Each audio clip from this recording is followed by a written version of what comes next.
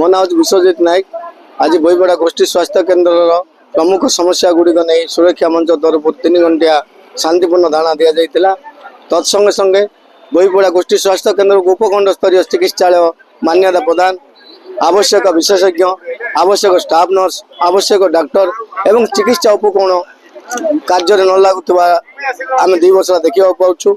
तेणु ताको कार्य लगा जाऊ एवं लिफ्ट जो व्यवस्था करा रोगी खराब अच्छी शववाह गाड़ी ना पोस्टमार्टम करने शव व्यवस्था जो आम अटेंडेंस दरकार हो पार ना जहाद्वारा बहुत हैरान हरकत होती बेपड़ा जनसाधारण सेपड़ा ब्लॉक 3टी जो उपस्वास्थ्य केन्द्र ठीक रूपे चालू, समस्त आयुष्मान आरोग्य मंदिर ठीक रूपे कार्यकारी करा दाबी रखीचु एवं आम समय 90 दिन समय दौचु। 90 दिन समय मध्य सरकार प्रशासन या दृष्टिपात करंतु एवं आर समाधान पाई चेष्टा करंतु, नचेत आमे जनसाधारण जनसुरक्षा मंच तरफ राजरास्ता बोले बाध्य हबु।